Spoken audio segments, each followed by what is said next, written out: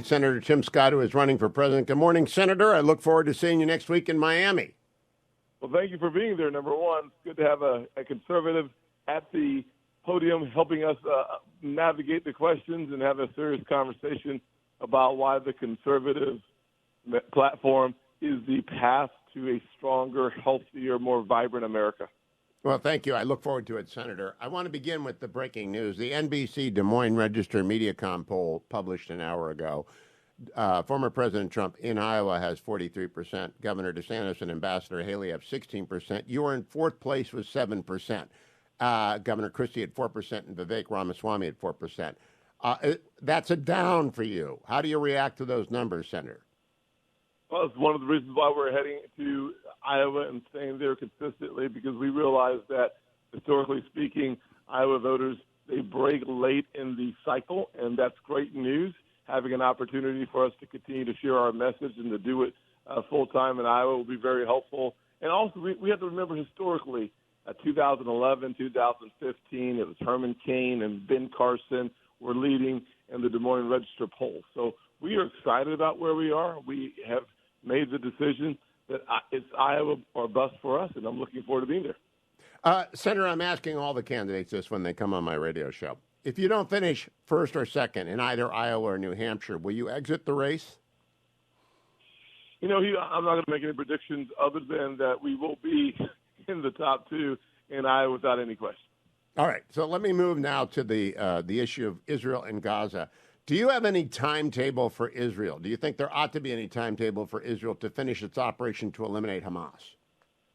I don't think there should be a timetable, number one. Number two, we should give the support, the resources, and the backfill necessary for Israel to be able to be effective, to have an overwhelming dominance, and to finish the conflict as soon as they possibly can. That requires the United States of America to stand shoulder to shoulder with no daylight with Israel, as opposed to having a president who speaks with a forked tongue, supporting Israel during the middle of the day, but then delaying Israel's progress at night. That is a terrible strategy. We should be full-throated in our support of Israel. Now, Senator Scott, you know that the Department of Justice has a division of civil rights, and the Department of Education has an office of civil rights. Either or both of those could be investigating Cornell, Columbia, anywhere where anti-Semitic actions have taken place. Do you intend to ask officials from those departments when they come before your committee, if they ever come before your committees, if they have investigations opened up? For example, Cornell, which has had to close the kosher dining hall because of threats against it. Well, one of the things I've said very clearly is I am now leading on legislation, new laws, that will pull federal funding from schools that refuse to hold their students accountable for the advocating of mass murder, for supporting genocide, and for supporting terrorism.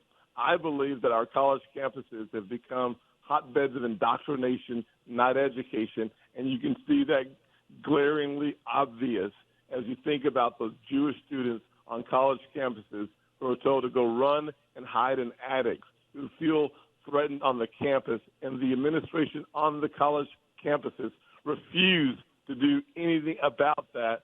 They do not deserve the federal funds. Now, this Office of Civil Rights at the Department of Education has been very activist and very left-leaning over the past 20 years.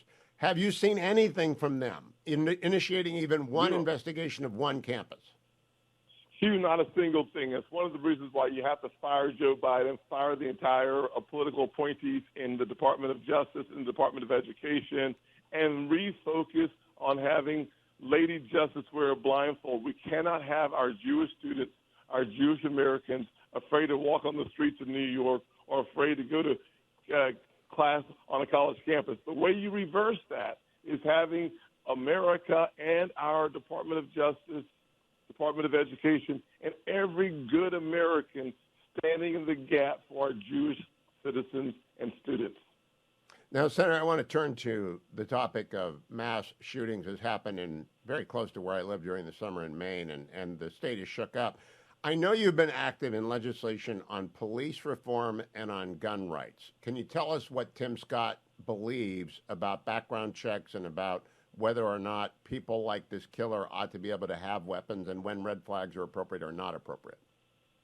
Well, one of the things we've seen in Maine and, frankly, in most of the states where we've seen the mass shootings, that the background checks, had it been in place like they were supposed to be, many of the shooters would not have been eligible to have a gun. I think back to Charleston, South Carolina, my hometown, where the shooter, the racist who walked into a church and killed 9 African Americans simply because of the color of their skin during a Bible study. That person was ineligible for the weapon. Had we had the background system working, that is the goal, and it's a challenge that we have, is to make sure that all the information that should be in there is in the system, and second, to make sure that the proper authority responds within that 3-day window. The next thing I'd say is that most of the states already have red flag laws. What we're learning is having the kind of access to the information is important. The main killer literally has sent a number of signals for weeks and, frankly, even a year earlier, and those were ignored. Senator, the one thing I want to follow up on, the New York Times reporting this morning that the killer in Maine had mental health issues. A gun shop owner was approached by him to purchase a silencer, and the gun shop owner turned him down because of the NICS check.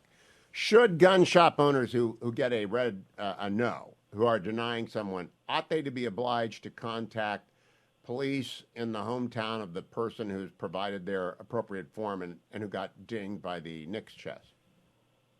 One of the things that we should have is the interconnectivity necessary through the different layers of local, state, and federal government, where you have the access to the information sent to the local police office as well as the state police office. If that were to happen, we would have the kind of blanket so that when there is a red flag within the system, all levels of government can see the same information real time. That is something that should be easy to actually achieve. Last question, Senator Scott, goes to the economy. And the economy has gotten buried by the massacre in Israel on 10/7 by the shooter in Maine. In the Wall Street Journal this morning, it says, does strong growth fuel inflation? Fed debates whether old model still applies. It does. So my question to you, if you were in the position of President Biden, would you be jawboning Jerome Powell to keep rates going up? Because it just seems to me with 5% or nearly 5% growth in Q3, inflationary pressures are going to continue.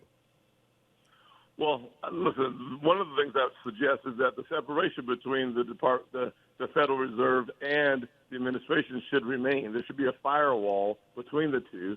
But what we've noticed over the last 2 years is as inflation has gone up, there's no question rates have followed. The 11 consecutive rate increases were caused by the 16% inflation in our economy, which was driven by the actual spending in Washington and not the production in the private sector. One of the ways that we reduce inflation and slow down the rate increases is for us to stop spending money in Washington so as to allow the private sector to be the engine of our future and not Joe Biden and the public sector. As it relates to the ability to bring rates down, as inflation continues to come down, I believe that will bring our rates down. The 4.9% that we saw this last quarter in economic activity, I think actually foreshadows a very difficult second half of 2024. Very last question, Senator Scott. Your friend, Jim Lankford, is co-sponsoring with Maggie Hassan of New Hampshire the Prevent Government Shutdowns Act, which would basically keep the government funding by cutting existing appropriations. Do you support that act, or is that sequestration under a better name? Well, no, there's no doubt that having the responsibility to get your job done is a good thing. James Lankford's approach to it is a solid one. Looking at all the details, I don't know all the details, but freezing spending and or having a small decrease is actually a good thing. So I would encourage to support the concept of the legislation. Of course, I would want to read it first, but yes, freezing and then reducing spending is always in the right direction, especially when you're dealing with a shutdown. Would you exempt Defense Department spending from that, Senator? I think what you would have to do is take a look at the overall spending, the $4.8 trillion of revenue coming in, $7 trillion going out. So the question is, where are the essentials? And so every office, whether it's making sure that Social Security continues to function, Medicare continues to function, our military continues to be paid, frankly, our Border Patrol agents and our law enforcement apparatus. So there is always, that's one of the reasons why the devil is in the details, making sure that the umbrella of our law enforcement emergency responders that are embedded in the federal government are exempt from that would be necessary. But seeing the construct of the legislation that provides a glide path of reducing spending, that is a good thing. Making sure that it's not across the board where it hurts our law enforcement officers and the federal agencies to provide first response, that would be a bad thing. Senator Scott, always a pleasure. I will see you a week from Wednesday in Miami. Thank you for joining me today, and keep coming back. I appreciate it very much. God bless.